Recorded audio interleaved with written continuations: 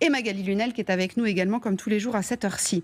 Alors on l'a vu, la bande de Gaza, véritable poudrière et surtout berceau d'organisations terroristes qui a pris le pouvoir, est une bande de terre à l'histoire bien particulière. Au milieu de l'État d'Israël, coincé entre la mer et donc cette frontière infranchissable, c'est un lieu fermé donc où s'autonourrissent de nombreux combats au milieu d'une population en grande partie désœuvrée. Comment ce territoire a-t-il vu le jour, Magali? On va faire un peu d'histoire. Ouais, on va débuter en 1948, quand l'État d'Israël est créé. C'est là que ça va être plus simple. Donc le territoire de Palestine est divisé sans l'accord des Palestiniens qui habitent ici. La plupart donc sont obligés de fuir ou sont expulsés. Des dizaines de milliers vont alors affluer donc dans cette bande de Gaza. Les actions de guérilla ont commencé dès le début, et dès le début, elles ont été sévèrement réprimées par Israël. On va choisir une autre date, 1967, la guerre des 6 jours. L'État hébreu s'empare de Gaza, les Israéliens vont y rester pendant presque 40 ans. Ce n'est qu'en 2005 que les colons juifs se retirent, mais la situation ne va pas s'améliorer pour autant. Les Israéliens en gardent le contrôle total. 2006, c'est l'autre date qu'on choisit. Le Hamas remporte les élections législatives et s'empare ici du pouvoir.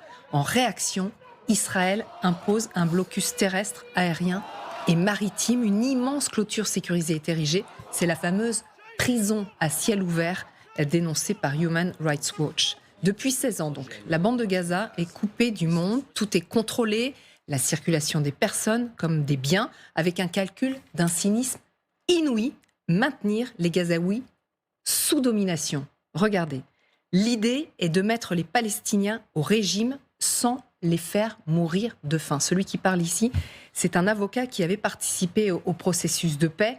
Et dans le détail, voilà ce que ça donne. C'est raconté dans Le Monde aujourd'hui. Les diététiciens de l'armée israélienne ont calculé la ration calorique permettant de maintenir le Gazaoui moyen juste au-dessus du seuil de malnutrition. 2279 calories par personne et par jour. Donc à partir de cette estimation, l'état-major a décidé que 131 camions seraient autorisés à entrer dans Gaza chaque jour.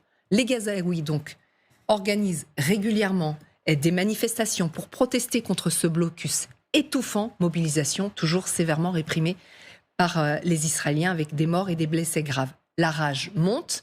Benjamin Netanyahou, qui est arrivé au pouvoir en 2009, n'en a cure. Au contraire, il s'arrange avec le Hamas, bombarde régulièrement et il pense avoir trouvé là le moyen de maintenir la situation telle qu'elle est. Voilà ce qu'il a expliqué à son parti, c'était en 2019.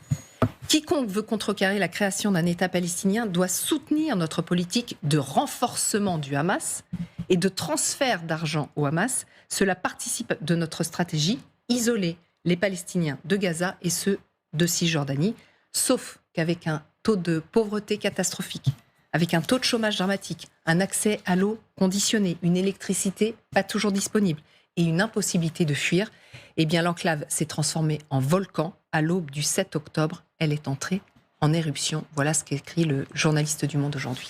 C'est un papier que je vous conseille de lire, qui est absolument passionnant. Merci beaucoup Magali. Papier de Benjamin Barthes dans le Monde.